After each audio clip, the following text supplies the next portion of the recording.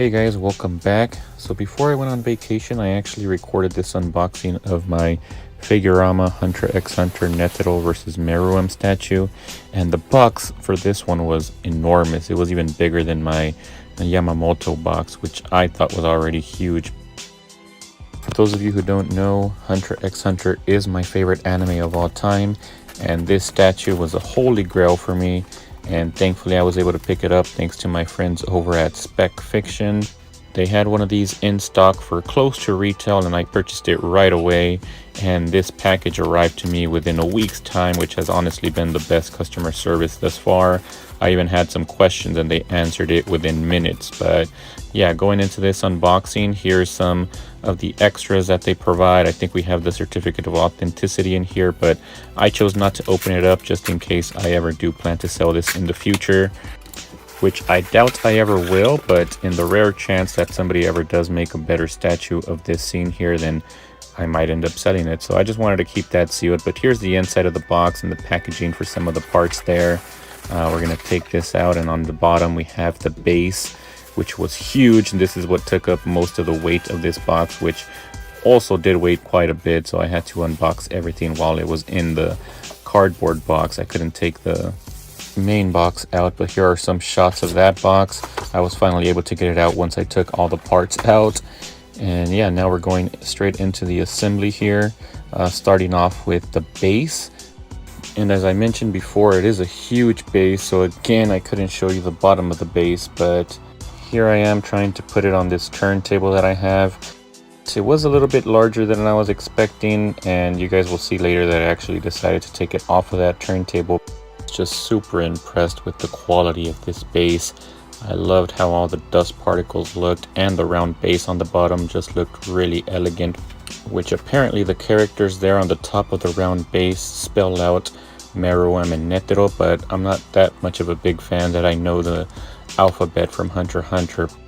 Here I'm just giving a few closer shots of the base. Here on the back is my favorite part of the base, which is the Gungi board game, which is just kind of an Easter egg from the anime, as Meruem and Kumogi did play Gungi, and it did sort of bring out the humanity out of Meruem. And this part here I was also super impressed with, as the details on the rocks looked really realistic.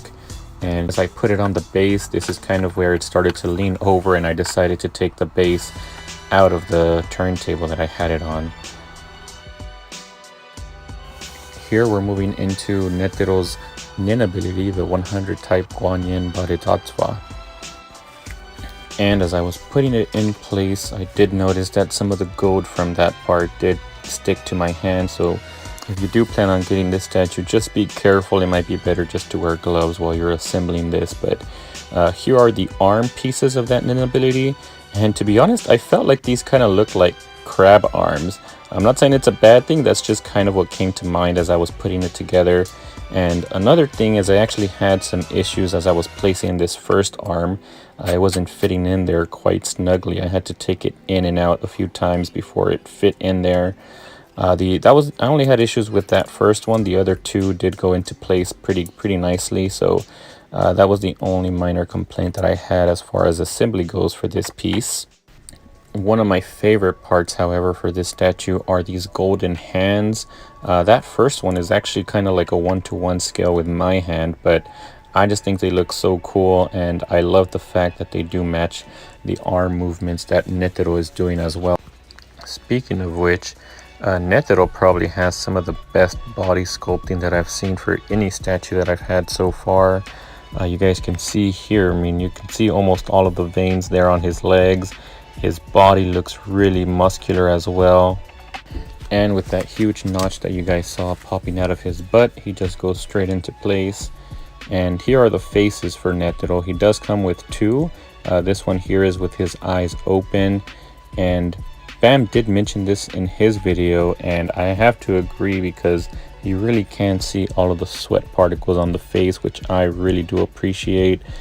Here we have Netero with his eyes closed, which I personally am going to display him with the eyes closed. I just think it looks like he's meditating, and I think it is accurate with the anime. He does have to close his eyes anytime he's using his nin ability. But here are his arms. His arms do look a little bit weird, his palms do. And it also looks like he has webbed hands there. His fingers do look like they're sort of attached together. So that's just another minor complaint.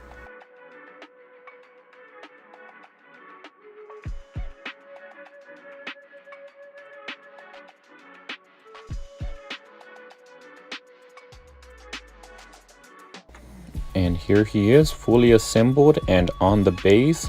I think he looks perfect. Don't even notice the webbed hands. Now we're moving on to Meruem, and I think he looks just as impressive, if not more so actually, just because he has a lot more going for him as far as the paint job. He has different tones of green and purple and metallic colors on him, which I think they were all done perfectly. And even some details I didn't even notice, like his hands there, those gems it looked like on his hands. I never really did notice that on the anime, so it was pretty interesting just taking a closer look at him here on the statue. And his abs looked super ripped. I love the way his abs looked. Now going on to his face. I mean, his face looks good. I don't have really any complaints here. But as far as faces go, I do think Netero's is much more impressive just because of all of the sweat particles that you can see on him, which I guess it does say something about Meruem. You don't see any sweat on him, so he's not even breaking a sweat during this fight. And here's his tail. There's the stinger there on the tip, which, to be honest, I don't really remember him using it very often. So I'm not sure exactly what the purpose of that stinger is. And the last piece to complete this statue is the left arm from Netero's nin ability. Again, it does look to be a 1-to-1 scale with my hand. And yeah, with this, the statue is complete. So let's go into a figure showcase.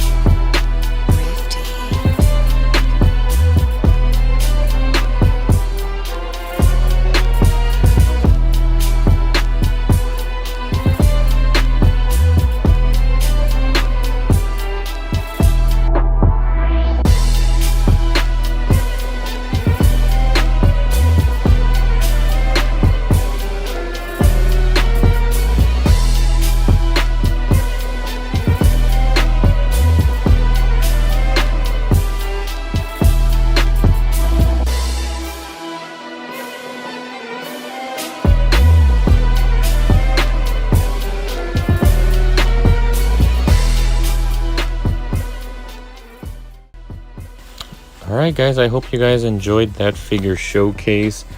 Just to give a few final thoughts on the statue, I personally love it. It is gonna probably be one of my favorites in my collection. Although even though I do love it, I do think it's a little bit too big. It's a minor complaint, but it is one just because it is going to be kind of difficult to find the right spot to display this guy. I'm gonna probably need to buy some garage shelving for him or kind of come up with something else, but that's just one complaint. Another one is that it doesn't have any LEDs. I found that I'm really enjoying my statues with LEDs, so at the moment, for that reason, I still do think that I like my Yamamoto statue a bit more, but this is definitely a close second. And then the last thing is, when I was putting this together, once I was complete, I kind of felt like something was missing. I don't know why, but I just felt like they probably could have added a little bit more of Netero's nin ability. What we got looks really good, and I do really enjoy it. I don't know, it was just me personally. Once I was done assembling, I was just kind of like, is that it? But other than those things, I still do really love this statue, and I'm glad to have it in my collection. And as for an overall rating, probably for my next statue I will try to come up with a good rating system, but I would rate this one a 9 out of 10, and I can't wait to get in more Hunter x Hunter statues. But yeah, I think that's it for this video. I hope you guys enjoyed the unboxing. Don't forget to like and subscribe, and I'll see you guys in the next video.